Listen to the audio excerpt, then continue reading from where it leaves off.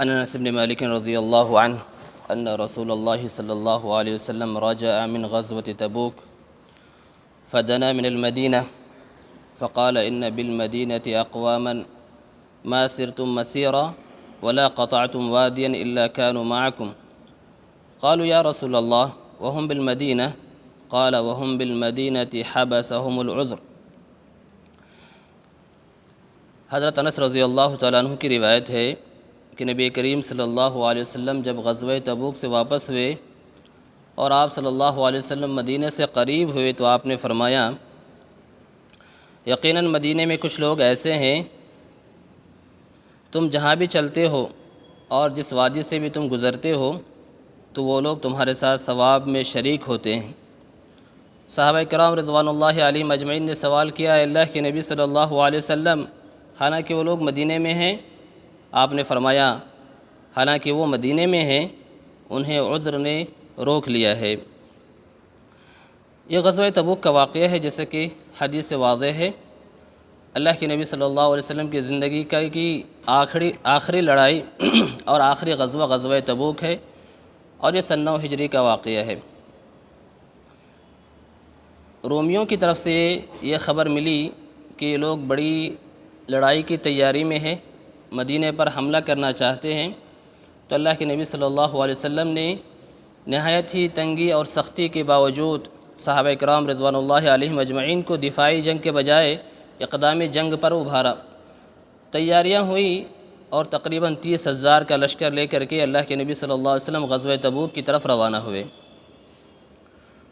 جب تبوک پہنچے تو پتہ چلا کہ یہ لوگ حملہ کرنے کے بجائے اپنے علاقوں میں واپس چلے گئے ہیں اور اللہ کے فضل و کرم سے کوئی جنگ نہیں ہوئی۔ اللہ کے نبی صلی اللہ علیہ وسلم 20 دن تک مقام تبوک میں آپ نے قیام کیا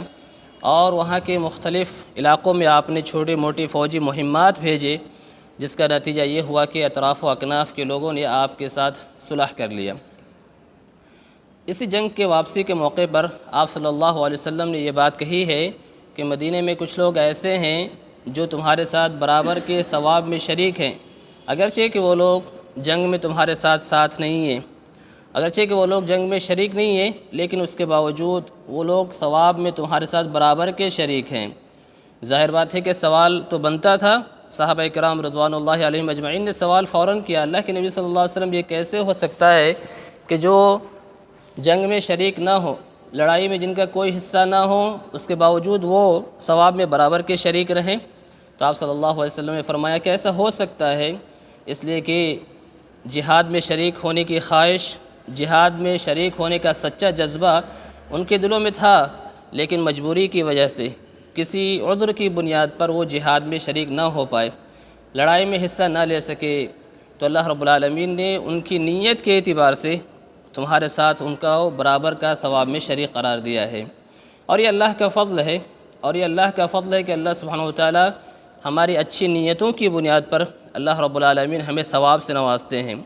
جس سے نیت کی اہمیت کا پتہ چلتا ہے کہ انسان کو ہمہ وقت اچھے کاموں کی نیت کرنی چاہیے، اپنی نیت کی اصلاح کی ہمہ وقت فکر ہونی چاہیے اور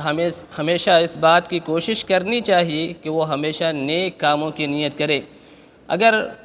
اس کام کو کرنے کی توفیق مل گئی تو باذن اللہ تعالیٰ نیت کے ساتھ ساتھ اس نیک کام کے انجام دینے کا بھی ثواب ملے گا، اور اگر اس کام کو کرنے کا موقع نہ ملا، کسی عذر کی بنیاد پر اس سے رک گئے،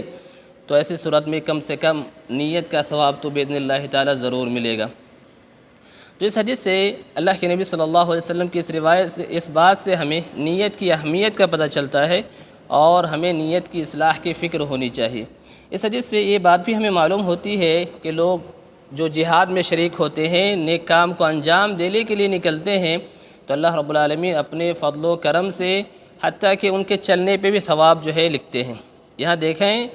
کہ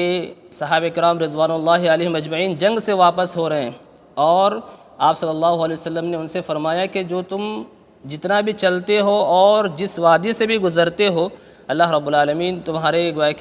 تمہارے چلنے میں بھی ثواب رکھا ہے، تمہارے چلنے میں بھی گویا کہ ثواب رکھا ہے۔ اور اسی طرح کی بات جب ہم مسجد کی طرف اپنے گھر سے وضو کر کے آتے ہیں، اپنی جگہوں سے وضو کر کے آتے ہیں،